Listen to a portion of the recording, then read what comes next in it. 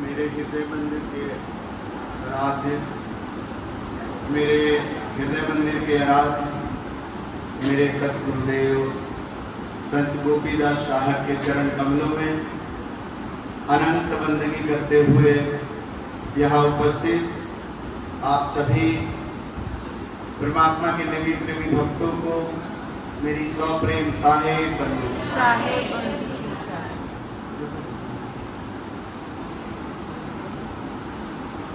सतगुरु गोपी साहेब का प्रकट दिवस समारोह 2 दिवसीय कार्यक्रम अब अपने निर्णायक मुकाम पर पहुंच चुका है। फाइनल दौर में हम लोग हैं। ये 2 दिन का कार्यक्रम इतना विविधतापूर्ण था, इतनी विविधता थी कार्यक्रम में कि तरह तरह का आनंद अलग अलग रूपों में, प्रेम और सच्चाई अलग अलग रूपों में हम लोग के सामने प्रकट हुआ। और ये भजन एक बच्ची गाई थी, आनंद ही आनंद बरस रहा बलिहारी सतगुरु की। तो ये हम सबके सतगुरु गोपी साहब के आशीर्वाद की बलिहारी है, उनके याद की बलिहारी है। हम लोग उनको याद कर रहे हैं तो उनकी दया बरस रही है हम लोगों के ऊपर और उनकी दया का अलग अलग रूपों में हम लोग आनंद ले रहे हैं।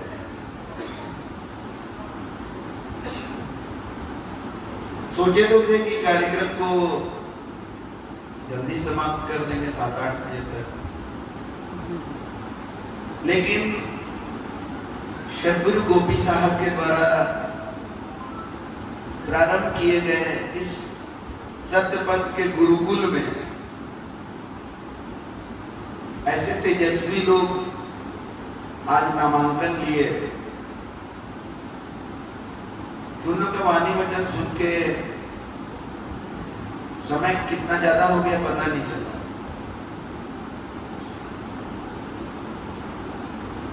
और इन लोगों के वाणी वचनों में जो ताजगी थी, नूतनता थी, जो हृदय का उसमें स्पर्श था,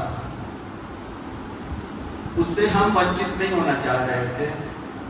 और हमें विश्वास है कि आप लोग भी उसे अच्छा महसूस किए होंगे। समय लग रहा था ठहर सा गया है।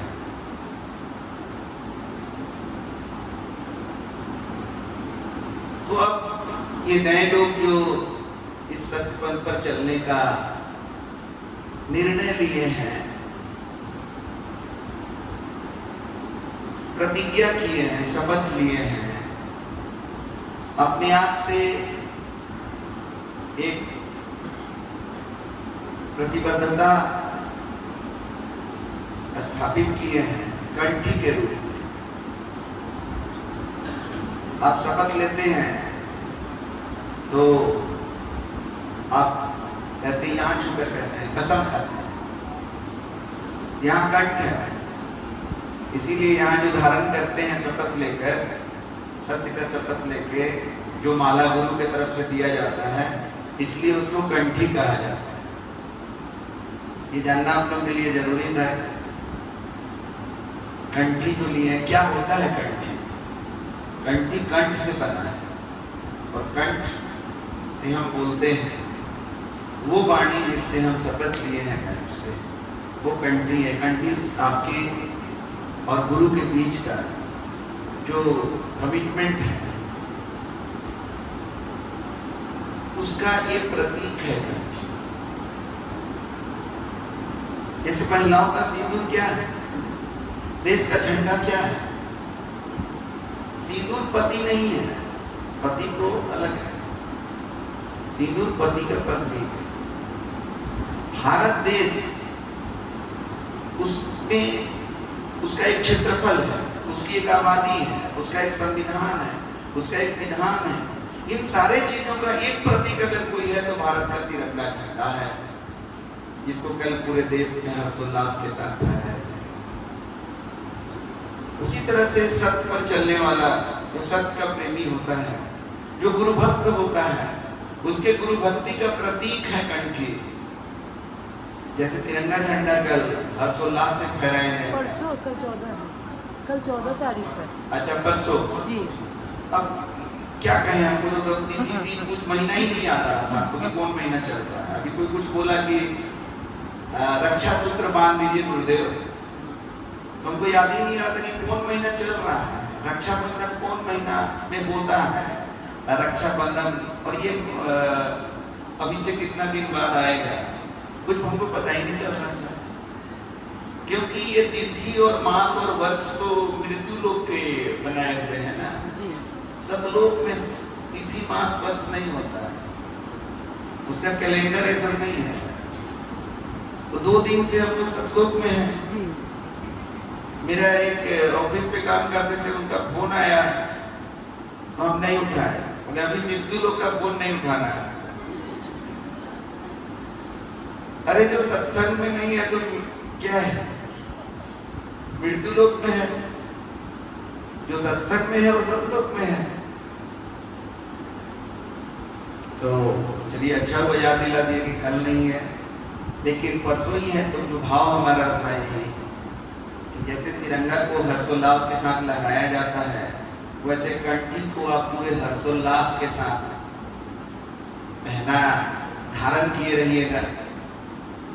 हो सकता है कि कभी नहाते समय हाथ से लग जाए, साबुन लगाने में आदमी कभी कभी जल्दी में नहाता है, एकदम रगड़ देंगे, कोई ब्रश करता है एकदम लगता है हवाई जहाज जल्दी से, क्या कर लोगे इतना जल्दी, क्या चीज क्या है, थोड़ा शांति से काम करना। मेरा तो आज तक कंठी कभी नहाते समय नहीं टूटा। गुरु के कृपा से मेरे हाथ में एक रक्षा सूत्र है। रक्षाबंधन में हम लोग गुरुदेव से रक्षा सूत्र बनवाते थे। अरे तुम दूसरे का रक्षा का क्या गारंटी लेते हो? रक्षाबंधन में जो बांधता है, बहन बांधती है भाई को, बांधती है तो भाई हम तेरा रक्षा करेंगे। तुम क्या रक्षा करेगा? तेरा खुद का ठिकाना है। अभी कोई नेता बड़ा गारंटी दे रहे थे अपना, मेरी गारंटी। तो बोले इसका खुद का गारंटी है ही नहीं, दूसरे का गारंटी देते चल रहा है, खुद का गारंटी ही नहीं। भाई गारंटी सिर्फ सत्य का है और किसी का गारंटी नहीं है। इसलिए सतगुरु के द्वारा माना गया रक्षा सूत्र ही रक्षा करेगा और कोई रक्षा करने वाला नहीं है। और ग्रंथों में लिखा हुआ है, जिनके रक्षक गुरु धनी सके काह करियो। गुरु जिसके रक्षक हो उसका कौन क्या बिगाड़ लेगा। अरे भगवान तक नाराज हो जाए अगर उससे, हरि रूठे गुरु शरण है। भगवान भी नाराज हो जाएंगे तो गुरु का शरण तो है ना। गुरु रूठे नहीं ठौर, लेकिन गुरु नाराज हो गए कहीं ठौर ठिकाना नहीं मिलेगा इस दुनिया में। क्योंकि गुरु का पोजीशन परमात्मा ने सबसे ऊंचा रखा। ये ट्रायंगल का इंग्लिश में वर्टेक्स कहते हैं, हिंदी में कोण कहते हैं। ये पोजीशन है, ऐसे यहाँ पर गुरु का पोजीशन है। गुरु तक पहुंचते हैं लोग कैसे? जन्मों जन्मों का संस्कार से। संस्कार जैसे जैसे ऊपर उठता जाता है, और ऊपर उठने में चढ़ाव में तकलीफ होता है कि नहीं?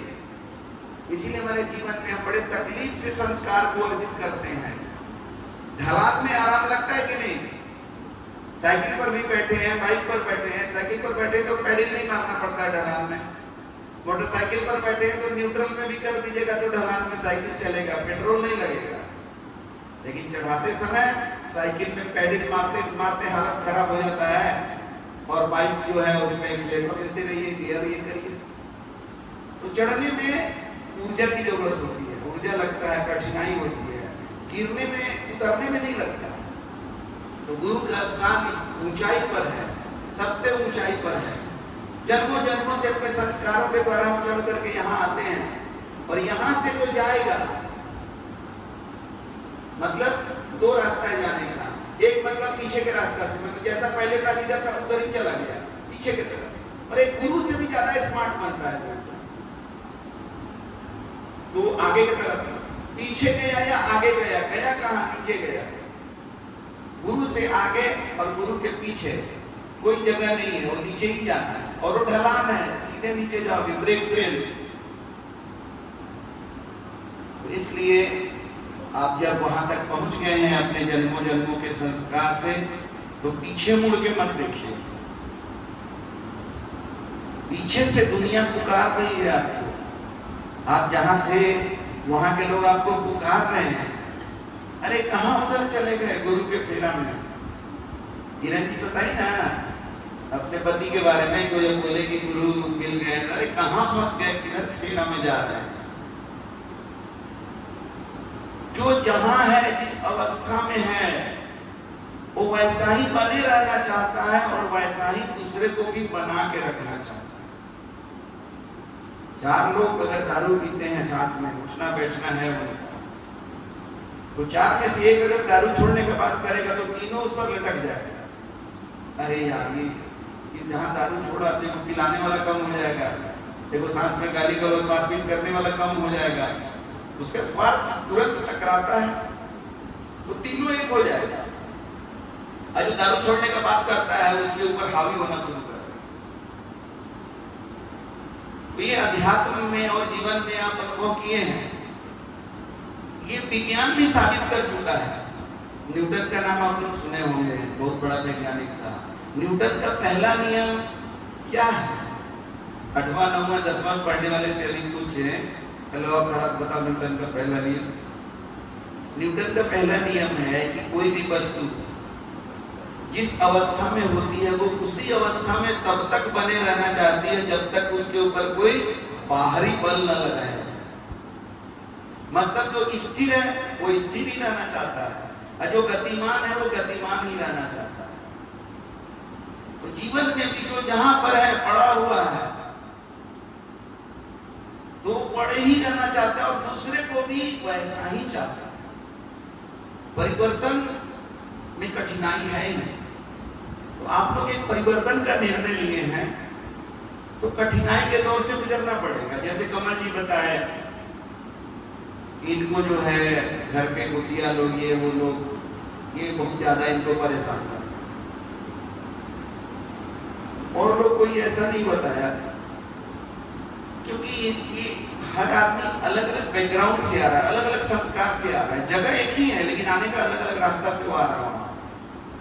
तो इनका पिछला संगत जो है वो थोड़ा जाहिल किस्म के लोग के साथ होगा, तभी तो इस चीज को धर्म परिवर्तन कह रहा है। ये धर्म परिवर्तन नहीं है, ये परिवर्तन जरूर है और एक धार्मिक परिवर्तन है, लेकिन अधर्म से धर्म की ओर परिवर्तन। तुम्हारा तो पहले कोई धर्म ही नहीं था, तुम हिंदू होने का, सनातनी होने का नारा लगाते थे, तेरे पास झंडा था, तुम भारत के नहीं थे, झंडा लेकर खाली चल रहे थे। तो झंडा तो एक प्रतीक है, प्रतीक ले लेने से थोड़ी हो जाएगा। कोई अगर बिना पति के सिंदूर लगा ले तो हो जाएगा, वो तो प्रतीक है, पति होना चाहिए ना। तो देश नहीं है और झंडा लेके घूम रहे हो, धर्म नहीं है और धर्म का झंडा लेकर के घूम रहे हो। कोई हिंदू का झंडा लेके घूम रहा है, कोई सनातन का झंडा लेके घूम रहा है, कोई इस्लाम का झंडा लेके घूम रहा है, और पूछो कि तेरा धर्म क्या है, तो बोलेगा हिंदू। हिंदू का मतलब क्या है? हिंदू का मतलब नहीं जानता। इतना करोड़ों लोग हिंदू हैं, तुमको मतलब नहीं मालूम? अरे नहीं भाई, हमको नहीं मालूम है, बता दो ना जरा हिंदू का मतलब क्या होता है, मुसलमान का मतलब क्या होता है, बताओ ना जरा, सनातन का मतलब क्या होता है, बताओ ना। तो हम सोचे कि जरा गूगल में देखते हैं सनातन का मतलब क्या होता है। गूगल में सनातन का मतलब हुआ दिया हुआ है कि जो पुराना नहीं होता है। एक मतलब ये भी है नित्य नवीनतम जो होता है, और एक मतलब उसका है जो काफी पहले से चला आ रहा है। ये है सनातन का मतलब। फिर सनातन धर्म का मतलब क्या है? जो काफी पहले से चला आ रहा है और अभी भी नित्य और नवीनतम है। वो क्या है? सनातन शब्द का अर्थ हुआ, लेकिन धर्म क्या हुआ? तो पहले से क्या चला आ रहा है जो अभी भी है? बताएगा कोई? क्या है? यस, सत्य है जो पहले भी था, आज भी है और आगे भी रहेगा। ये कभी खत्म नहीं हो सकता है। तो सनातन धर्म को अगर वास्तव में डिफाइन किया जाए तो ये सत्य धर्म ही है। सत्य के अलावा धर्म और क्या हो सकता है? बताइए जरा से। रामचरितमानस को सनातन धर्म का ग्रंथ कहा जा सकता है कि नहीं कहा जा सकता? कहा जा सकता है। तो जरा रामचरितमानस में कभी अध्ययन किए आप? सनातन धर्म को लेकर बड़ा डिस्टर्ब है कि इधर गुरु जी की तरफ आ गए और सनातन धर्म से टकराव हो रहा है हमारे उमा शंकर जी का। तो थोड़ा इनको बता दें, क्योंकि ये लोग तो खाली झंडा लेके अभी तक चले। अभी तो आए हैं धर्म के ये में कि धर्म होता क्या है। अरे भाई, सनातन धर्म का महान ग्रंथ है रामचरितमानस, और रामचरितमानस में लिखा हुआ है दया धर्म का मूल है, पाप मूल अभिमान। तुलसी दया न छाड़िए, जब लग घट में राम। तो आप अभी तक मुर्गा मांस मछली खा रहे थे और सनातन गा रहे थे, तो आपके गाने से आप सनातनी थोड़ी हो गए। सनातनी तो हम हुए जो दया को धारण किए। सनातनी तो यहाँ वे लोग हैं जो मांस मछली अंडा बकरा बकरी नहीं खाते हैं, मांसाहार नहीं करते, शाकाहारी है। जो कोई भी शाकाहारी है वो सनातन धर्म के होने का पहला क्राइटेरिया पूरा करता है, और जो मांसाहारी है वो सनातन धर्म का हो ही नहीं सकता। भाई छुपा के नहीं बोल रहे हैं, माइक पर बोल रहे हैं, और वो भी डबल माइक लगा के। जिसको आना है आगे, क्योंकि हमको कोई डर नहीं है। हम अपने मन से थोड़ी बोलते, जो प्रमाणित बात है वो बोलते। वैष्णव जन तो ते मेरे कहिए, जो पीर पराई जानी रे। सनातन धर्म के भगवान किसको माना जाता है? ब्रह्मा विष्णु महेश को। सनातन धर्म का फिलॉसफी जो है उसमें त्रिदेव का चर्चा है, तीन लोग का चर्चा है। तीन लोग को चलाने वाले ब्रह्मा विष्णु महेश हैं। तो ब्रह्मा की पूजा तो होती नहीं है। ब्रह्मा जी को आदि शक्ति का श्राप मिल गया कि तेरा पूजा कहीं नहीं होगा। ब्रह्मा जी का मंदिर देखेंगे कहीं? पूजा विष्णु जी की होती है। तो विष्णु का भक्त को वैष्णव कहते हैं, और वैष्णव जन कौन हुआ? जो दूसरे का दर्द समझे। आप सोचिए जरा, जो व्यक्ति अपना बच्चा का जन्मदिन मनाने के लिए, बेटा बेटी का शादी करने के लिए, या संडे का छुट्टी मनाने के लिए एक मुर्गा को छटपटा के कटवा करके कहता है कि उधर वाला मांस देना, थोड़ा उधर का कलेजी देना, वो किस बात का? विष्णु का भक्त कहां से हो सकता है? भले झंडा उठा ले तो क्या पर, झंडा ढोलते रहो जिंदगी भर, कुछ को नहीं मिलेगा।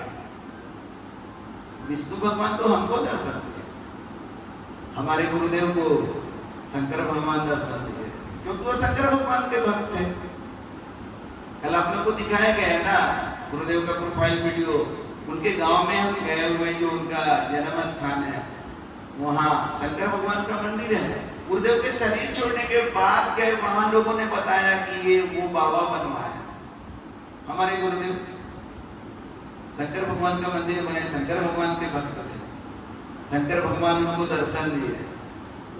उसके बाद भी सत्य का खोज जो करते रहे, तब उनके सद्गुरु मिले उनको, जो जिन्होंने उनको पूर्ण सत्य को रखा। तो आप बताइए, शंकर भगवान का भक्त हमारे गुरुदेव तो एकदम भोले भाले थे, तो जो भोला भाला है वो शंकर भगवान का भक्त है कि जो कपटी है वो शंकर भगवान का भक्त है? बोला वाला। हमारे गुरुदेव को जानने वाले बोलते हैं कि कितना प्रेम, दया और करुणा उनके अंदर था। जो करुणामय है वो शंकर भगवान का भक्त होगा कि जो त्रिशूल लेके किसी को भोंकने के लिए तैयार है और अलग निरंजन खाली बोलता है तो भक्त हो गया। डरा डरा करके भीख भी मांगता है। कोई कोई ऐसा भीख मांगने वाला चलेगा शंकर भगवान के नाम पर, त्रिशूल ले लेगा, ऐसे कि ज्यादा करोगे तो त्रिशूल चला देगा और एकदम लंबा चौड़ा रहेगा और एकदम ऐसे मांगेगा कि दे दो नहीं तो लूट लेंगे। वैसा ही हमको दिल्ली में दर्शन हुआ। वो निहंग सिख होते हैं, तलवार लेकर के चंदा मांगने चलता है। भाई डर जाइएगा, एकदम लंबा चौड़ा 1 7 8 10 निकलता है और एक गली में आएगा और उसके घरों में जाकर तलवार लेकर ऐसे, लाओ हम ये करने जा रहे हैं, इसके लिए लाओ चंदा लाओ, पैसा लाओ।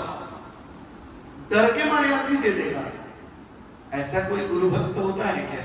ऐसा शंकर भक्त होता है क्या? तो यही लोग अपने को सनातनी कहते, सनातन का झंडा लेकर चलते। अरे जो सनातनी होगा उसके जीवन में दया होगा, दूसरे के दर्द से वो रो पड़ेगा, दूसरे के दर्द से द्रवित हो जाएगा। ये निष्ठुर और क्रूर लोग, हिंसक लोग, ये सनातनी है। और हम लोग यहाँ पर दया का अनुभूति अपना बता रहे हैं, दया का ज्ञान बता रहे हैं, सत्य का ज्ञान बता रहे हैं, प्रेम का ज्ञान बता रहे हैं। तो हम सनातन वाले का धर्म परिवर्तन कर रहे हैं।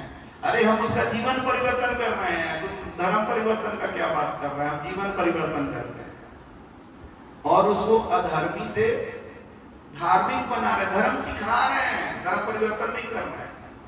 हाँ तो सब लोग अधर्मी हैं, हम सब लोग का नहीं जानते हैं, लेकिन मेरे हिसाब से जो मांस मछली अंडा बकरा बकरी खाता है, गाय और सुअर खाता है, मेरे हिसाब से उसको हम धार्मिक कह ही नहीं सकते। मेरे हिसाब से वो धर्मी है, उसको बुरा लगे या जो लगे वो धर्मी है।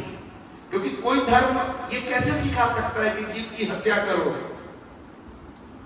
वो कोई धर्म होगा जो कहता है कि गाय का हत्या करना बढ़िया है, सुअर का हत्या करना अच्छा नहीं है।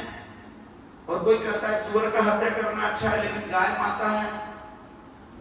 गाय माता अगर है क्योंकि वो दूध देती है तो बकरी तो मौसी होनी चाहिए और बकरा मौसा जी। तो बताओ, माँ का रक्षा करते हो और मौसा मौसी का हत्या करते हो, माँ कैसे खुश रहेगी भाई? कोई गैया टाइप की माँ, उसको बेचारे को क्या पता। और मुसलमान जो है वो गाय को खा करके कहता है कि हम मुसलमान हैं, मेरा धर्म इस्लाम धर्म है। उसको जय श्री राम बोलने के लिए कहने पर, वंदे मातरम बोलने पर उसका धर्म खतरे में आ जाता है, लेकिन गाय काट के खाने में उसका मुसल्लह है ईमान, वो खतरे में नहीं आता। वैसे ही हिंदू लोगों का हाल है और क्रिश्चियन जो मिल जाए, गाय भी चलेगा सुअर भी चलेगा। ईसा मसीह के जीवन में कितना प्रेम था।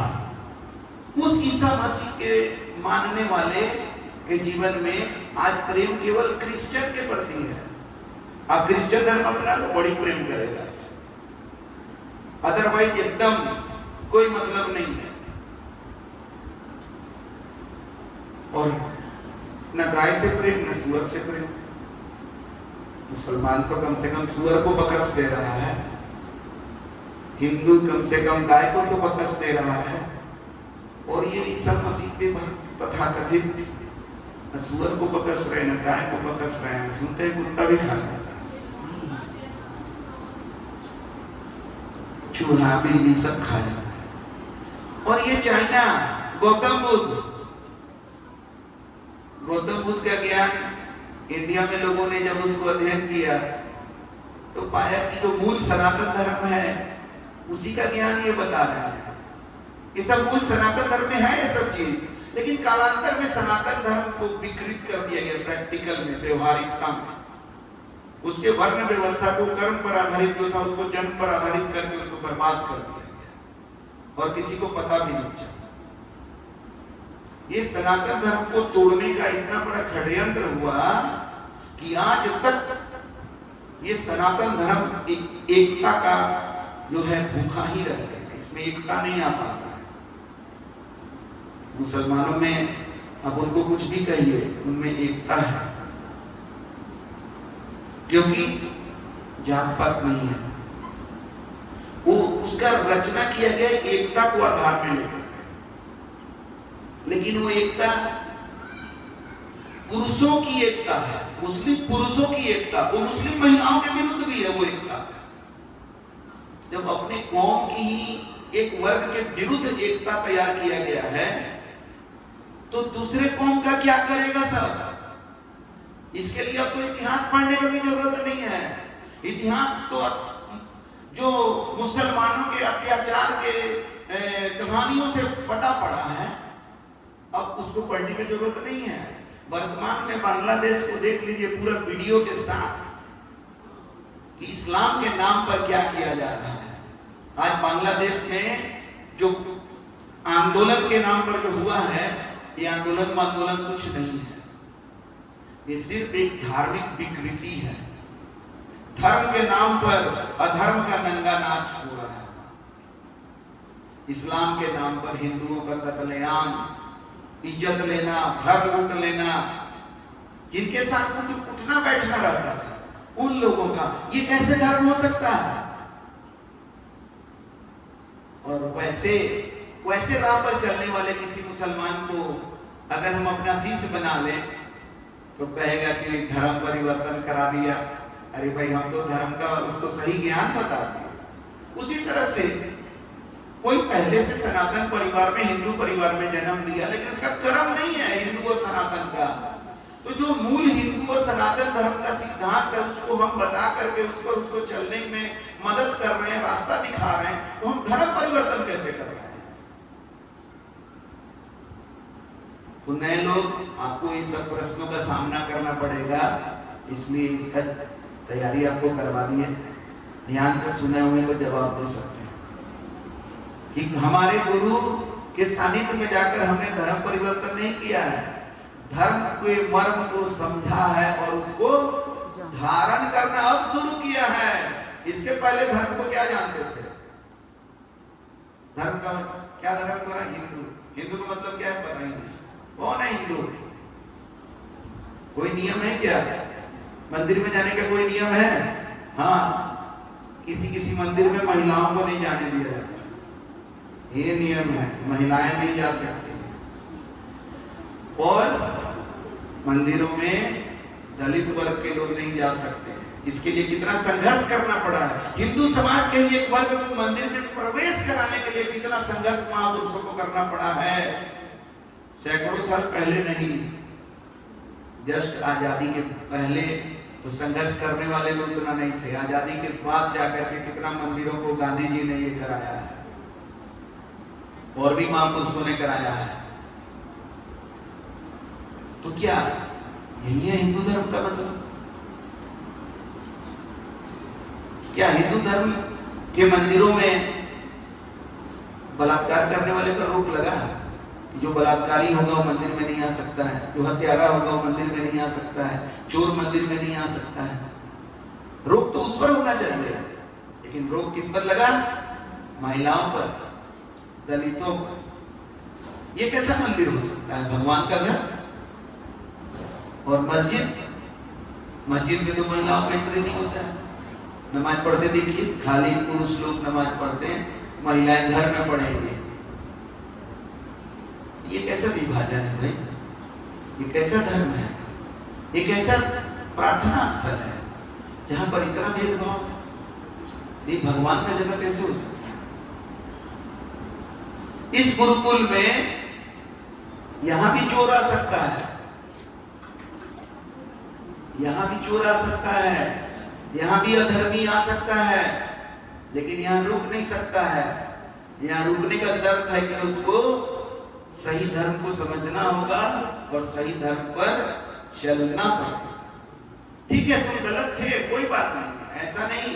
अरे गौतम बुद्ध के शरण में तो अंगुली मार डाकू आया था, जो कितने लोगों का हत्या करके उसका उंगली काट के माला बना के पहनता था।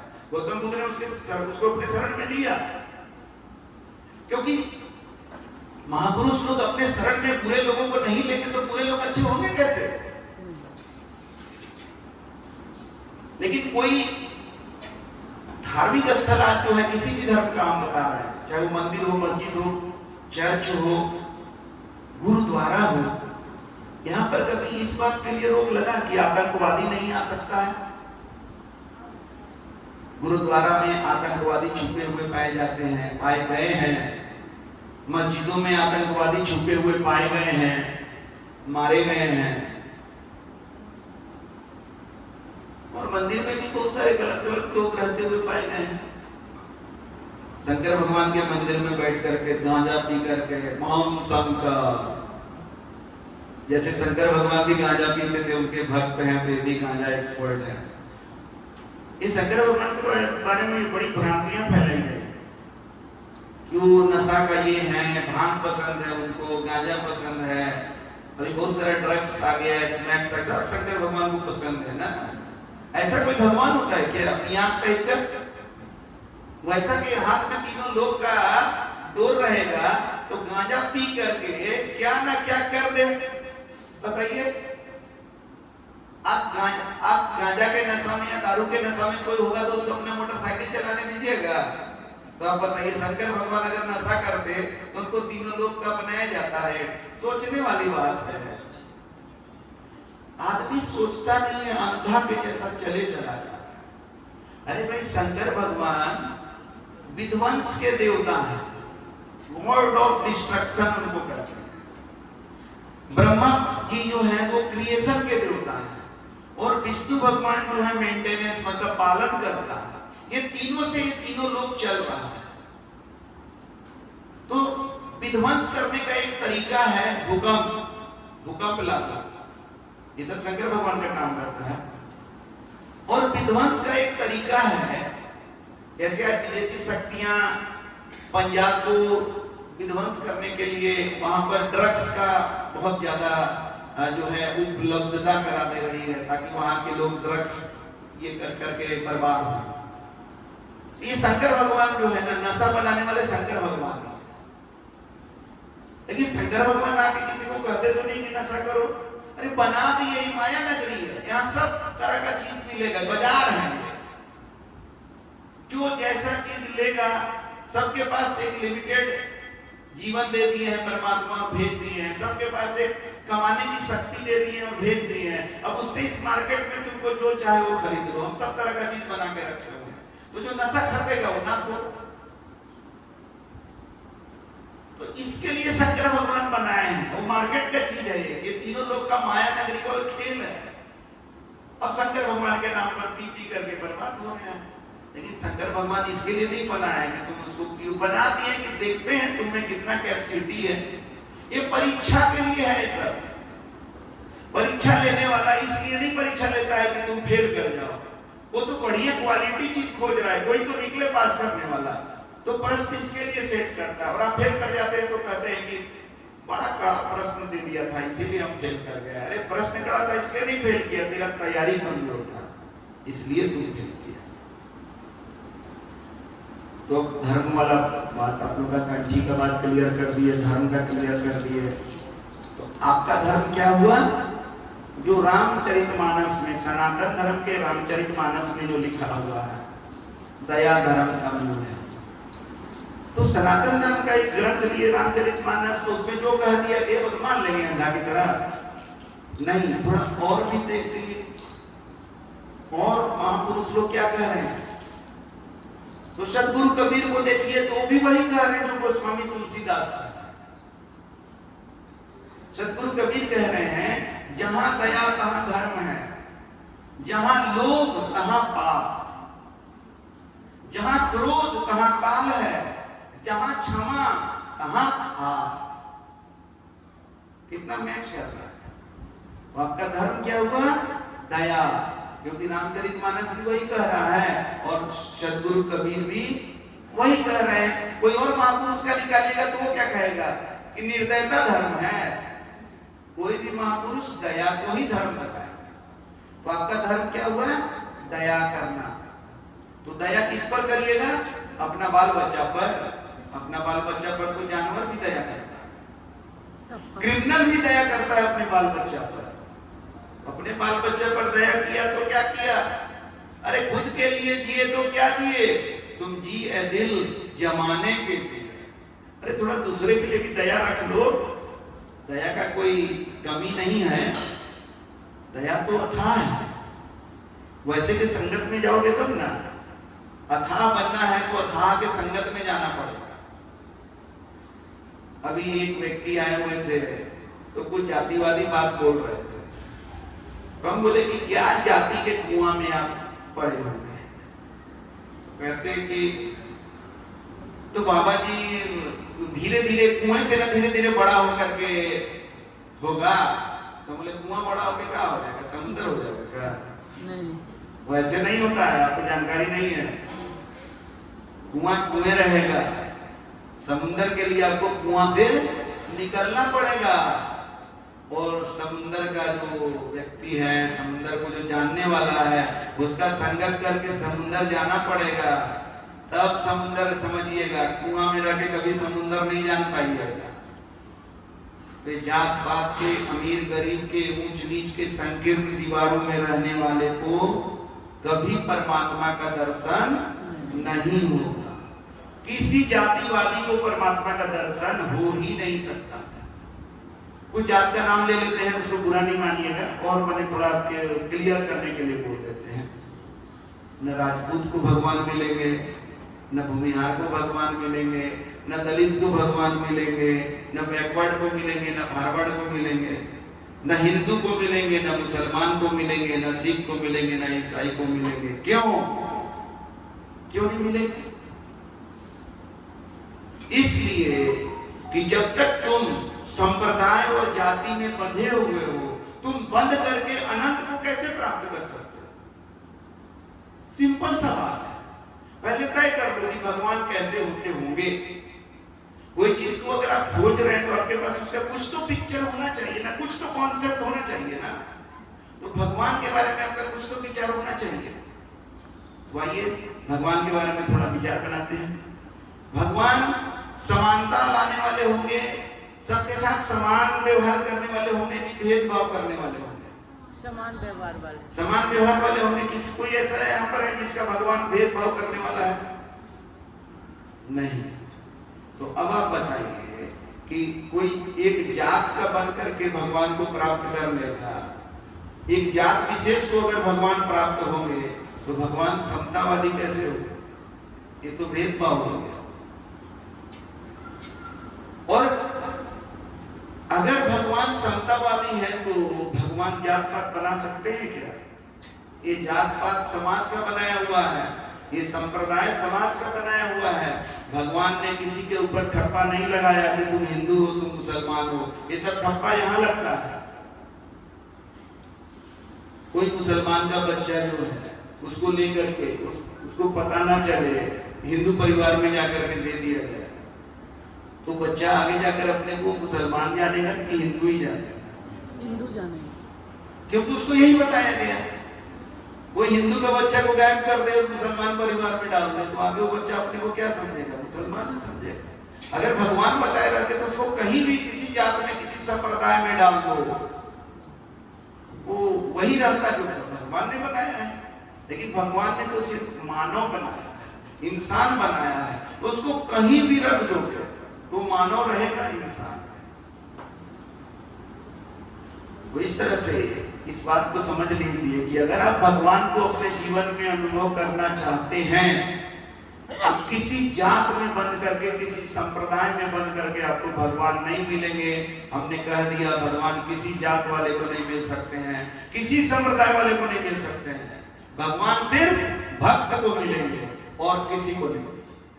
भगवान को पाना है तो तुम्हें भक्त बनना पड़ेगा। और भक्त का मतलब क्या होता है? प्रेम करने वाला, जो परमात्मा से अनंत प्रेम करता है। और प्रेम का मतलब क्या होता है? जो परमात्मा के प्रति समर्पित है। तो सत्यपंथ के गुरुकुल में नया नामांकन दाखिल करने वाले लोग, आप लोग थोड़ा इसको ध्यान से समझेंगे कि आज के बाद से जात पात अपना जो आज तक सिखाया गया है ना, उसको थोड़ा भूल जाइए, क्योंकि वो आपको आगे बढ़ने नहीं देगा। आपकी जाति मानव जाति है। मानव जाति में दो ठोक जाति है, पुरुष और नारी। तो किसी से पूछना पड़ता है कि तुम पुरुष हो कि नारी? क्या होगा अगर पूछेंगे तो? भगवान ने जो जात बनाया है, देखो पूछना नहीं पड़ता है। और आदमी ने जो जात बनाया है वो पूछना पड़ता है। कैसे पूछते हैं लोग? आपका नाम क्या है? तो आप कह दिए जैसे हम, मेरा नाम तो दीपक है। पहले हम दीपक कुमार बोलते थे, अब हम वो भी नहीं बोलते, मेरा नाम दीपक है। आगे आगे आगे कुछ नहीं है। तो फिर पिताजी का नाम, क्योंकि अपना नाम में टाइटल कोई हटा लेता है तो उसका पिताजी का नाम में से टाइटल पता चल जाएगा कहीं। तो पिताजी का नाम भी कुछ उसी टाइप का किसी का अगर रह गया तब पूछता है कि कहाँ के रहने वाले हैं? पटना के रहने वाले। पटना? वो यही मूल पटना के भी कहीं और नहीं, गोपालगंज। अच्छा, तो गोपालगंज में कौन जात वाला डोमिनेंट है, ज्यादा कौन जात का आदमी है, वो उसको आइडिया रहता है।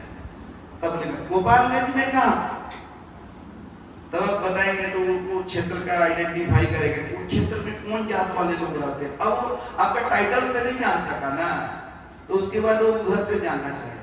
जब उधर से नहीं जानना चाहेगा, नहीं उसको पता लगेगा, तब वो पूछना शुरू करेगा, फलनवा को जानते हैं? आप बोलेंगे कि हाँ जानते हैं। तो कैसे जानते हो? आपके रिश्तेदार हैं क्या? हाँ हमारे रिश्तेदार हैं। बस हो गया, आपका जात जान गया, उसके बारे में पूछ क्या? ये इतने खोजी लोग होते हैं, जात को कैसे खोज लेना है, तो ये ऐसे लोग हैं। आपको वैसा नहीं बनना है। भगवान ने जो जात आपको बनाया है उसका खोज वैसे नहीं किया जाता, प्रकट है। और समाज ने जो जात बनाया उसको खोजने के लिए बहुत सारा मेथड लगाना पड़ता है। यही बताता है कि भगवान का बनाया हुआ जात नहीं है। और ये जाति व्यवस्था ने हिंदू समाज को बहुत डैमेज किया है। इस जाति व्यवस्था ने भारतवर्ष को, भारत देश को बहुत डैमेज किया है और आज भी कर रहा है। इस देश में जब तक जाति, अभी देखिए जाति जनगणना कराने का भी बात चल रहा है। ये क्या है? यानी जात को आपका उजागर करने का काम किया जाएगा, जात के नाम पर बांटने का एक और लेटेस्ट प्रयास। ये राजनीतिक है, लेकिन हम आपको बताना चाहते हैं कि आज तक आपका जीवन तो यही रहा है ना, सामाजिक, शैक्षणिक, राजनीतिक, और ये सब जगह बांटा जाता है।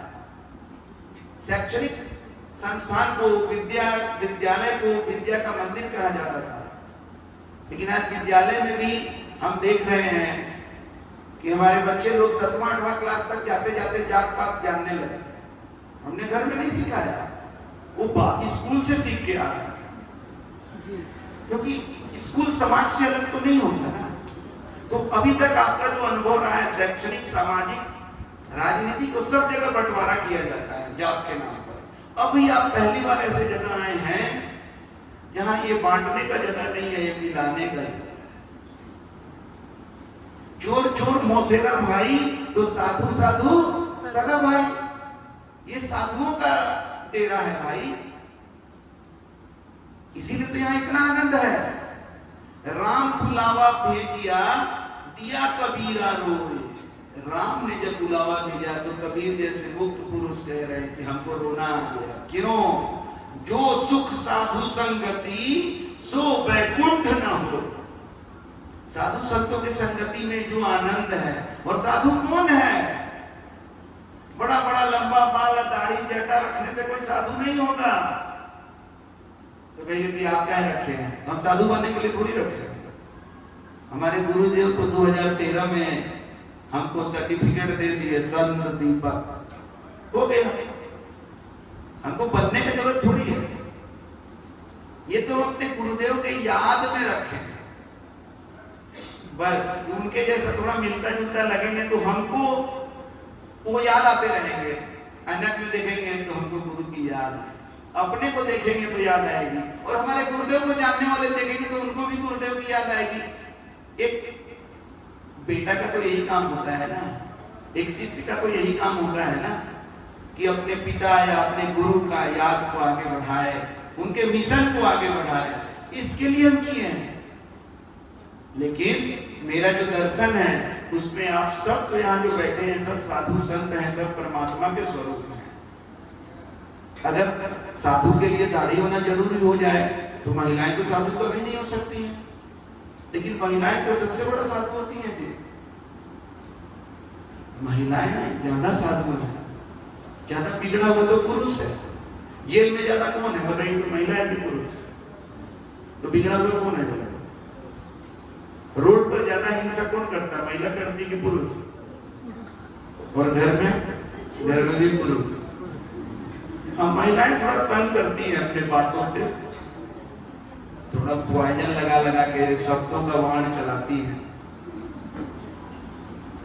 लेकिन ज्यादातर क्राइम, ज्यादातर रोड पर दंगा, हिंसा, घर में मारपीट, दारू पी करके करना, ये सब तो पुरुषों। तो बड़ा साधु कौन है? महिला है। हम चाहें तो यहाँ पर का सत्संग कार्यक्रम में जो भेषधारी, एक से एक भेषधारी साधुओं को ला सकते हैं, ये दिखाने के लिए देखो इसमें कितना साधु लोग आया है। लेकिन मेरा तो उनके साथ खुद ही तालमेल नहीं बैठता, वैसे नकली के साथ तो हम क्या करेंगे? मेरा तो असली के साथ तालमेल है जो यहाँ बैठे हुए हैं। लेकिन ये दुनिया उसको साधु संत में उसको समझ रही कहते कि सत्संग में साधु, बहुत सारे साधु संत आएंगे। तुमने कहा ये वो आप ही तो दिख रहे हैं और तो कोई नहीं दिख रहा है। अरे तेरा आंख का दोष है, हमसे भी बड़े बड़े साधु संत यहाँ हैं। साधु उसको कहते हैं जो गलतियों को साधता है, वो साधु। और ज्यादा डिटेल में जाएंगे, साधु का गुण बता दे रहे हैं शॉर्ट में। दया, गरीबी, दया तो समझ ही रहे हैं। गरीबी, गरीबी मतलब नहीं कि भिखमंगा, गरीबी का मतलब गरीबी का भाव जिसके अंदर है। आपके पास बहुत कुछ है लेकिन आपका भाव क्या है कि ये सब कुछ परमात्मा का दिया हुआ है, मेरा मुझ में कुछ नहीं है। ये साधु का भाव है। दया, गरीबी, बंदगी, बंदगी करना। बंदगी, साहेब बंदगी मतलब क्या होता है? सौ से सभी, हो से हृदय, को से विद्यमान। सभी के हृदय में जो विद्यमान है, तो कौन सभी के हृदय में विद्यमान है? वो परमात्मा ही तो है। तो परमात्मा को बंदगी, साहेब बंदगी मतलब परमात्मा को बंदगी कर रहे हैं। तो इसमें क्या सोचना हो जरूरी है? वो हमको साहेब बंदगी करेगा तब हम साहेब बंदगी करेंगे। अरे परमात्मा को बंदगी करने में तो आगे रहना चाहिए, है कि नहीं? तो बंदगी साधु का गुण है। देखिएगा, नमस्कार और प्रणाम ये सब जो आप सुनते आ रहे हैं, साहेब बंदगी में भी वो चीज है। हम नहीं कर रहे हैं, लेकिन आपको बता रहे हैं। जो समाज में दो आदमी मिल रहे हैं, कौन किसको प्रणाम करेगा? वो हमको प्रणाम करता है कि नहीं, जरा देखेंगे। वो करेगा तब हम करेंगे। और कोई पहले कर दिया, हाँ तो ये छोटा है, ये हमको प्रणाम करता है। कोई कोई लोगों को हम ये बोलते सुने हैं कि हमको लोग प्रणाम करते हैं, हम किसी को प्रणाम नहीं करते हैं। प्रणाम का कितना अहंकार है, सोचिए जरा। ये सब असाधु का लक्षण है। साधु तो सभी को बंदगी करते हैं, उसमें उनको कोई छोटापन का बोध नहीं है, कोई दिक्कत नहीं है। दया, गरीबी, बंदगी, समता, जिसके अंदर समानता का भाव है। जातिवादी लोग साधु कैसे कर सकते हैं? लेकिन आज के भेषधारी जो साधु हैं, साधु सबको हम खराब नहीं कर सकते। साधु जब बोल देंगे तो साधु मतलब ही हो गया कि वो सही है। तो जो गलत काम कर रहा है उसको हम साधु नहीं बोल सकते, भेषधारी साधु। साधु का भेष धारण कर लिया। ये जो भेषधारी साधु है ना, ये साधु का भेष तो धारण कर लिए, लेकिन जात पात भरा हुआ है उनके अंदर। नजदीक जाएंगे तो बदबू आ जाएगा जात पात का। तो साधु संत समतावादी होते हैं, सभी को समान दृष्टिकोण से देखते हैं। और ऐसा भी भेषधारी साधु मिलेगा, तथाकथित साधु भी कह सकते हैं हम उनको, जो महिलाओं से बड़ी दूरी बना के रखते हैं। हम सुने थे तो स्वामी जी महिला से 20 मीटर की दूरी पर रहते थे। अब एरोप्लेन में सफर करने गए तो महिला इधर महिला उधर, स्वामी जी का स्वामित्व खतरे में आया। बड़े स्वामी जी थे, ऐसे ही लोग बड़ा स्वामी जी बन जाता है, बड़ा बड़ा मठ मिल जाएगा। मेरे जैसे लोग को मठ नहीं मिल सकता और हमको मठ चाहिए। मैंने गुरुदेव भी कभी मठ से बन के नहीं गए। हमारा मठ मंदिर तो हम स्वयं हैं, हम जहां हैं वही मठ मंदिर है। आप लोग सब हमारे गुरुदेव के जो मठ मंदिर हैं, यही मठ मंदिर हमको चाहिए। ये जो मठाधीश स्वामी जी एरोप्लेन में जा रहे थे तो उन्होंने इनकार कर दिया, नहीं नहीं, मेरे 20 मीटर के रेंज में महिलाएं आ रही हैं, मैं नहीं बैठ सकता इस एरोप्लेन में। तब उसके लिए महिलाओं को सीट अरेंजमेंट चेंज किया गया। बड़ा प्लेन था, उसके 20 मीटर के दूरी पर महिलाओं को रखा गया। ये साधु है, ये संत है। अरे किसके पेट से जन्म लिया है? पुरुष के पेट से जन्म लिया है, महिला के ही पेट से जन्म लिए, और महिला से ऐसा व्यवहार, ये सब नौटंकी है। कोई कहेगा महिला का बनाया हुआ नहीं खाते हैं, बाबा जी पुरुष का ही बनाया हुआ खाते हैं। बाबा जी दूध किसका पिए थे? पुरुष का। सोचिए जरा कितना स्वांग रचा जा रहा है, कितना पाखंड है। अरे जब पैदा लिया था उसी समय बोल देता कि महिला का कुछ नहीं बनाया हुआ खाएंगे, दूध भी नहीं पिएंगे, उसी समय बोल देता, तब ना समझते कि बहुत बड़ा तुम साधु पैदा लिया है। तो ऐसा ऐसा नाटक और पाखंड है। तो दया, गरीबी, बंदगी, समता, महिला और पुरुष के बीच समता का व्यवहार होना चाहिए। दया, गरीबी, बंदगी, समता, शील। शील मतलब, शील का बहुत बड़ा मतलब है, लेकिन अभी शॉर्ट में अगर बोले तो विनम्रता। तो साधु का वेश बना लिए हो, इतने उदंड हो, इतने अक्खड़ हो, नाम नहीं लेंगे, लेकिन एक एक आजकल साधु के भेष में, बाबा के भेष में टीवी पर आता है, और जो ऑडियंस लोगों में से कोई अगर प्रश्न करता है तो इतना पूरी तरह से जवाब देता है, और उसके फॉलोअर लोग ताली बजाने लगते हैं, डिमोरलाइज कर देता है, उसके बाद लोग ताली बजाने लगते हैं। ये साधु कैसे हो सकता है भाई, जिसके अंदर विनम्रता नाम का चीज नहीं है?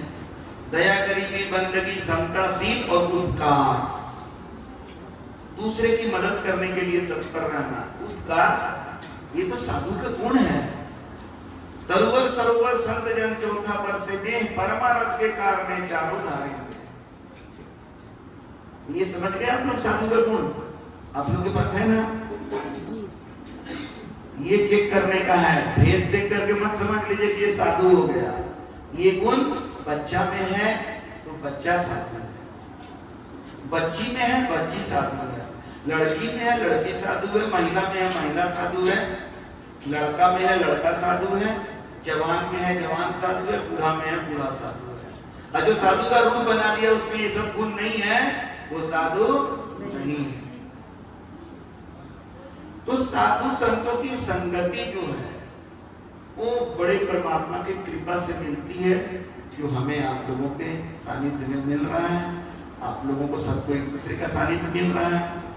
तो आप कंठी के बारे में जान गए, धर्म के बारे में जान गए, सच्चा साधु क्या होता है ये जान गए। अब आपको दैनिक जीवन में ये सत्य पंथ जो है, इसमें दैनिक जीवन में क्या करना है, एक्शन में अगर आएंगे तो दैनिक जीवन में आपको एक ग्रंथ दिया गया है सभी लोगों को।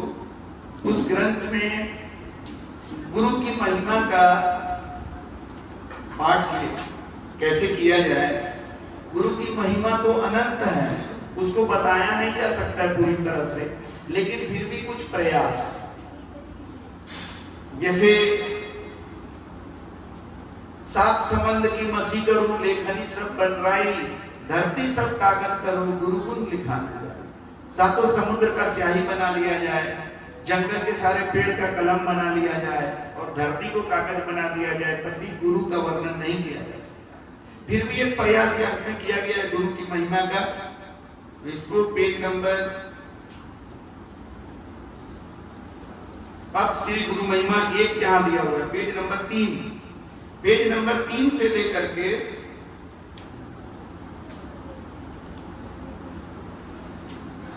पेज नंबर 13 तक, मतलब 10 पेज का पाठ आपको सवेरे करना है। देखिए इंग्लिश में एक फ्रेज है, well begun is half done. आप लोग नया शुरू किए हैं, बहुत सारे पुराने लोग होंगे यहाँ बैठे होंगे जो गुरु महिमा पाठ नहीं करते होंगे, उनको भी बताया गया नहीं करते होंगे, कोई बात नहीं। अब वो उनका तो मालिक भगवान ही है, अब वो कब सुधरेंगे समय से। आप लोग नया शुरू किए हैं ना, वेल बिगन, अच्छी शुरुआत करेंगे ना तो आपका आधा काम शुरू में ही कंप्लीट हो जाएगा। सवेरे उठते हैं तो हम चाहते हैं कि दिन का शुरुआत अच्छा से करें जी। क्रिकेट मैच देखते हैं जिसमें पहला ओवर में अगर जो विकेट ले लिया तो टीम खुश हो जाता है कि शुरू में ही हम ये कर लिए, अगर शुरू में ही बहुत रन बना दिया तो फिर खुश हो गया कि भाई हम अच्छा शुरुआत कर दिए। फुटबॉल मैच में भी चाहता कि शुरू का 5 मिनट देखिएगा बहुत जल्दोजल्द करता है कि जल्दी से पहला गोल मार दे, अच्छी शुरुआत। आपको गोल मारना है, आपका गोल क्या है? परमात्मा। आपको उस गोल तक पहुंचना है तो अच्छी शुरुआत करिए, गुरु महिमा पाठ नियम से पढ़िए। कोई भी चीज जो है नियम से करने के लिए शुरू में तकलीफ होता है, लेकिन एक बार जब आप उस नियम को आदत बना लीजिएगा तो अच्छी नियम जब आदत बन जाती है तो आपका जीवन जो है बड़ी सरलता से ऊंचाइयों तक चला जाता है। महापुरुष लोग यही काम करते हैं, अच्छी चीजों की आदत बना लेते हैं। और काल पुरुष लोग, असफल लोग, जीवन में जो फेलियर्स हैं, फ्रस्ट्रेटेड हैं, वो कौन लोग हैं? जिनके जीवन में गलत और गंदी आदतें हैं। आदत आदमी को बनाता है, आदत आदमी को बिगाड़ता है। समझदारी इसी में है कि अच्छी आदत बना ली जाए, बाद में वो आदत आपको अच्छा से अच्छा बनाते जाएगा और बनाए रखेगा। ये आदत आप लोग डाल दीजिएगा। शुरू में हो सकता है कि आपको 25 मिनट लगे, 30 मिनट लगे, आगे चल करके 10 मिनट 12 मिनट में आप पढ़ लें। थोड़ा मेहनत करिए, अभी नया नया बने हैं तो भाई नया नया का बात कुछ अलग होता है कि नहीं जी। ये गुरु महिमा पाठ करना डेली का नियम में ये हो गया। इनके पास ज्यादा समय है, उसमें संध्या पाठ भी दिया हुआ है, शाम के समय भी कुछ उसका अंश पाठ कर सकते हैं। जो व्यस्त है वो शाम में नहीं कर सकते, कोई बात नहीं है, सवेरे का गुरु महिमा पाठ कर लीजिए। और आपको जो नाम दिया गया है वो नाम का सुमिरन हर समय करना है, खड़ा होकर भी, बैठे हुए तब भी, पड़े हुए तब भी, अड़े हुए तब। किसी लड़ाई भी हो जाए तो वो नाम याद करके देखिएगा, आप जीत जाइएगा लड़ाई में। वो ब्रह्मांड का शक्ति उसी नाम में केंद्रित है जो नाम आपको दिए हैं। आजमा के देख लीजिए, इतना बड़ा चीज है, ब्रह्मांड है इतना बड़ा, अनंत है, लेकिन इसके शक्ति को खोलने का चाबी ही नहीं है आदमी के पास। इसी अनंत शक्ति को अपने में रख करके, परमात्मा सबके अंदर है, लेकिन उनको रख करके आज आदमी कमजोर बना हुआ है, भिखमंगा बना हुआ है, फ्रस्ट्रेटेड है, चिंतित है, मांग रहा है कि भगवान ये दे दो, भगवान ये दे दो। नगरी नगरी द्वारे द्वारे घूम रहा है, भटक रहा है, तीर्थ में जा रहा है, मंदिर मस्जिद यहाँ वहाँ, ये बाबा वो बाबा कर रहा है। सारी शक्ति उसके अंदर है। क्यों ऐसा कर रहा है? क्योंकि इस शक्ति को खोलने का चाबी नहीं है, पासवर्ड नहीं है। जैसे आपको अगर एप्पल का, अभी एप्पल का सीरीज कितना चल रहा है, 18 की 17 क्या 15, एप्पल का 15 अगर मिल जाए किसी का तो आप क्या कर लेंगे अगर पासवर्ड ही नहीं है तो? और पासवर्ड अगर मिल जाए तो आप एप्पल को खोलेंगे तो आप अनंत ये में चले जाएंगे, बहुत चीज कर सकते हो। तो जैसे मोबाइल में सारा चीज है आपका, बट पासवर्ड नहीं है तो आप यूज नहीं कर सकते। तो आपके पास सारा चीज है बट आपके पास पासवर्ड ही नहीं। अब वही पासवर्ड के चक्कर में कोई राम राम, कोई सीताराम, कोई राधेश्वर, कोई कुछ तरह तरह से लोग, ऐसा नहीं है कि लोग नाम सुमिरन नहीं करते हैं, बट उनको प्रॉपर नाम पता नहीं, जो बीत गया नाम उसको याद करता है, उनको वर्तमान का पता नहीं है। और वर्तमान ही सत्य है, जो बीत गया वो सत्य हो ही नहीं सकता। सत्य बीतता कैसे? सत्य तो सदा है, और यही सनातन धर्म है कि जो सदा नवीनतम, इसीलिए सत्य धर्म को ही सनातन धर्म। तो आपके पास जो है वर्तमान में आपको रहना है, तो वर्तमान के नाम का सुमिरन करेंगे। भक्ति में अगर भूतकाल में रहेंगे तो जीवन में क्या वर्तमान काल में रहिएगा। इसीलिए भक्ति में भी आप वर्तमान में आगे। और ये कौन बताएगा? यही चीज सतगुरु का चीज है। ये सतगुरु के अलावा कोई नहीं बता सकता, कोई नहीं, पूरे ब्रह्मांड में कोई नहीं बता सकता है। बताते हैं ज्ञान वाले भगार नहीं, यूट्यूब पर भी सुनते हैं कौन एक बाबा है, सतगुरु बाबा, ये बाबा, वो बाबा, नाम कुछ भी रख लो, लेकिन तुम्हारे पास नाम है क्या परमात्मा का? नहीं है, कुछ होने वाला नहीं। तो नाम सुमिरन करते रहेंगे, बाथरूम में भी और बेडरूम में भी।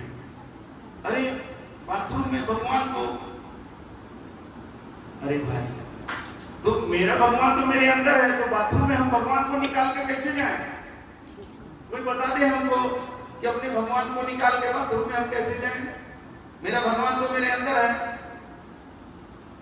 अच्छा, बाथरूम जाने से आपका दिल भी गंदा हो जाता है क्या? हाथ धोते हैं बाथरूम में जाके निकलते समय, कि दिल को भी धोते हैं अंदर जाके? अरे बाथरूम जाने से दिल गंदा थोड़ी होता है। दिल गंदा गंदे विचारों से। तो बाथरूम में जाएंगे तो अपना दिल को लेके जाइएगा, दिल को छोड़ के मत जाइएगा, दिल को लेते जाइएगा। और दिल से भगवान को याद करना है, इसलिए बाथरूम में भी याद करना, और बेडरूम में भी करिएगा। कुछ लोग बेडरूम में भगवान का फोटो रखते हैं तो रात में छुपा देते हैं, पर्दा फोटो लगते हैं, भगवान जी देख रहे हैं। अरे क्या भगवान है, तेरा फोटो रख देने से भगवान जी देख रहे हो, पर्दा लगाने से भगवान जी देखना बंद कर दिए क्या? बहुत मजाक बना के आदमी रखा हुआ है भाई, धर्म और अध्यात्म को एकदम मजाक बना। तो इसलिए बेडरूम में भी सुमिरन करिएगा, बाथरूम में भी सुमिरन करिएगा, किचन में भी करिएगा, बालकनी में भी करिएगा, गाड़ी चलाते समय भी करिएगा, पैदल चलते समय भी करिएगा। श्वास श्वास पर नाम लो, वृथा श्वास न जाए, ना जाने यह श्वास को आमन होए न होए, कब मर जाएंगे कौन ठिकाना है। इसलिए हर समय नाम लेते रहेंगे। एक अनूप जलोटा का भजन है ना कि ऐसा कृपा करना कि अंत समय जब आए प्रभु तेरा नाम याद आए। अरे अंत समय में प्रभु का नाम उसी को याद आता है जो जीते जी प्रभु का नाम याद करते रहता है, वरना अंत समय में कैसे याद आएगा। वे नाम सुमिरन का बता दिए। उसके बाद महीना में एक दिन पूर्णिमा होता है, तो आप लोगों को पूर्णिमा व्रत नियम से करना है। नियम इतना सरल है कि सवेरे से अनाज और नमक केवल नहीं खाना, फल खाइए, दूध दही का आइटम खाइए। और इसी ग्रंथ में पूर्णिमा पाठ का भी व्रत का दिया हुआ है, उसका पाठ कर लीजिए। सवेरे पूर्णिमा पाठ कर लीजिएगा, सेकेंड हाफ में कभी भी मौका मिले पूर्णिमा व्रत का पाठ कर लीजिए। और शाम में आरती करके भोजन कर लीजिए, आनंद का भोजन, जो आपको अच्छा लगता है सात्विक भोजन वो कर लीजिए। इतना सिंपल है, इतना सिंपल है। इसका फल क्या मिलेगा? ये पूर्णिमा व्रत आपके जीवन को शुद्ध करते करते निर्मल कर देगा, आपका जीवन परमात्मामय हो जाएगा। कैसे? क्योंकि ये व्रत में त्याग क्या करना है। बाकी व्रत में आप सुनते भोजन का त्याग, जल का त्याग, निर्जला, 3 दिन से उपवास है, ये सत्य व्रत है। इसमें त्याग गलतियों का करना है। शुरुआत कम से कम पूर्णिमा से करिएगा, शुरुआत तो अभी से करने का है, लेकिन पूर्णिमा के दिन निंदा, शिकायत, चुगलखोरी, लड़ाई झगड़ा, ऐठन वैठन, गलत विचार, गलत कर्म, ये सब को थोड़ा किनारे करने का कोशिश करिए। कोशिश करते करते ऐसा होगा कि पूर्णिमा के दिन आपका रह जाएगा। तब पूर्णिमा के दिन रह जाएगा तो उसके असर से अगला दिन भी रहेगा, कुछ थोड़ा धीरे धीरे इफेक्ट डाउन होगा। और करते करते ऐसा हो जाएगा कि हर दिन आपका निर्मल और निर्विकार हो जाएगा और आपका जीवन मुक्त हो जाएगा। गंगा में स्नान करने से पाप नहीं धुलता है, वरना मछलियों का पाप सब धुल गया होता। गंगा नदी में जो मछली है कि नहीं, पाप नहीं धुलता है। बल्कि अब तो कुछ आपको गंगा नदी कहीं कहीं पर इतनी गंदी हो गई कि कुछ कीटाणु भी आपको लग जाएगा, बीमारी भी हो जाएगी। चले थे हरि भजन को टन लगे कपास, चौबे गए छप्पे बने दुब्बे बन के। मुक्ति ऐसे होता है, बता दिए, नाम स्मरण से होता है। ये ग्रंथों में भी दिया हुआ, ये नाम स्मरण है।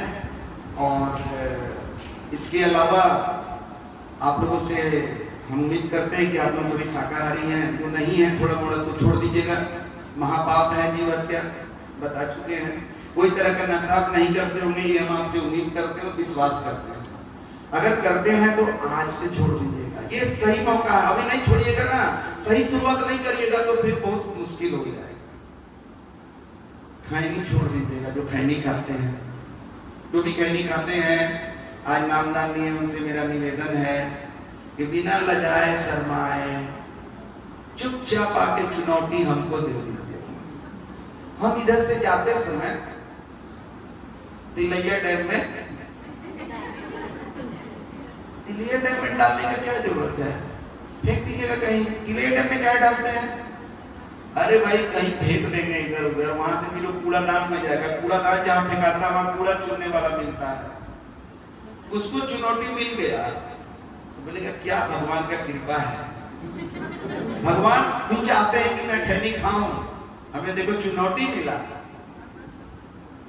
कहीं फेंक देंगे, कोई खैनी खाने वाले का चुनौती छूटा रहेगा।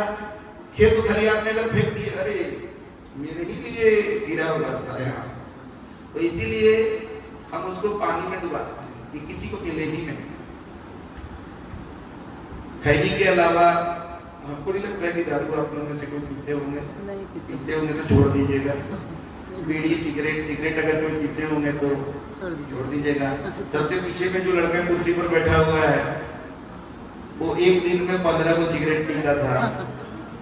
सावन में भी मांस मछली खाता था, घर में कोई मरनी हुआ है उसमें भी मांस मछली खाता था, दुर्गा पूजा में ऑफर के तहत मांस मछली खाता था, जन्माष्टमी में सब में मांस मछली खाता था। कंठी लिया, आज न मांस मछली ये सब खाता है न सिगरेट पीता है। सोचिए सिगरेट में कितना पैसा उड़ा देता था। तो इस तरह से जीवन में परिवर्तन आता है अगर आप निर्णय लें। तो आप लोग ये निर्णय लीजिए, इस पर चलिए, आपका जीवन बदलेगा। आप सुने होंगे यहाँ मंच से कुछ लोग बोल रहे थे, हमें हमारी मौसी सावित्री, हमें हमारी मामी सावित्री, कोई बोला हमें रेखा जी, कोई बोला हमें मेरी बहन प्रियंका साहब इस मार्ग पर लाई। आप कल्पना कर सकते हैं उस समय उन लोगों को यहाँ पर कितना अच्छा लगता होगा। अगला पुण्यतिथि 26 गुरुदेव का पुण्यतिथि हम लोग 26 सितंबर को मनाने वाले हैं। ज्यादा चांस है कि यही मनाएंगे 26 और 27 सितंबर को। उस समय भी ये नामदान का फील होगा। उस समय कोई स्टेज से अगर आपका नाम लेकर कहता है कि इन्होंने हमें इस बात पर लाया, बहुत अच्छा लग रहा है हमको आज, तो आपको कितना अच्छा लगेगा। ये चीज आप सुनना चाहते हैं ना, इसका बेस्ट उपाय है कि आप अपने अंदर एक खुशबू लाइए सत्य का। फूल को प्रचार नहीं करना पड़ता है, फूल के खुशबू से लोग स्वयं आकर्षित, फूल के सौंदर्य से लोग स्वयं आकर्षित होते हैं। आप अपने जीवन को, अपने विचारों को, अपने कर्म को इतना सुंदर बनाइए, इतना खुशबूदार बनाइए, उसमें प्रेम और सत्य ऐसी खुशबू आनी चाहिए कि लोग स्वयं आपके लिए आपसे आकर्षित होकर के आपके साथ इस मार्ग पर चलना समझे कि चाहिए, समझ चलना चाहिए। आपको देखकर, आपके सानिध्य में आकर जो ऐसा है इसका गुरु कैसा होगा। जरूर अपने गुरु के बारे में बोल रहा है तो इसके गुरु में पावर होगा जब इसका जीवन कैसा। तो अपने मन, वचन और कर्म से आप लोग सही होकर के लोगों को प्रभावित करेंगे। वही तरीका सही है कि मार्ग जोर जबरदस्ती का नहीं है, कि मार्ग प्रलोभन दे करके नहीं है। हम लोग को विदेश से फंड नहीं आता है, हम लोग को कहीं से फंड नहीं आता। ये कार्यक्रम हम सबों के ही सहयोग से होगा। बहुत सारे लोग यहाँ हैं, तो इसमें कोई 2000, कोई 2500, कोई 5000, कोई 10,000, कोई 21,000 ऐसे करके लोग लिए हैं। तो ये इस तरीका से हम लोग का उद्देश्य जो है प्रलोभन देकर के हम सही रास्ते पर किसी को कैसे ला सकते हैं? जब तरीका गलत है तो रास्ता सही कैसे हो सकता है? तो यहाँ ट्रांसपेरेंसी है, यहाँ सच्चाई है। इसलिए मेरा दावा है कि 2 दिन से जैसे सत्संग कार्यक्रम में आप सत्य का आनंद ले रहे हैं, सतलोक में आप हंस की तरह किलोल कर रहे हैं, पूरे ब्रह्मांड में ऐसा सत्संग आपको नहीं मिल सकता है। क्योंकि यहाँ ना कोई पाखंड है, ना कोई अंधविश्वास है, ना कोई दिखावा है। सब चीज ट्रांसपेरेंट है। तो आप लोग इसकी गहराई को समझिए, अनुभव करिए और जीवन को बदलिए।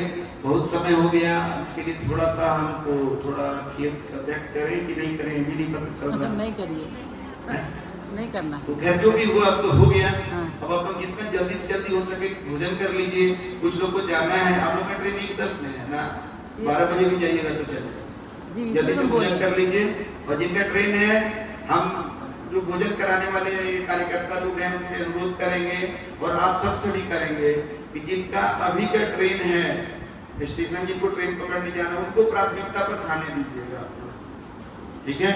और इसी के साथ अब हम जो मंच संचालक हैं उनसे अब कहेंगे कि अब आगे का वो घोषणा करें कार्यक्रम के समाप्ति का। आप सबको मेरी सौ प्रेम साहिब।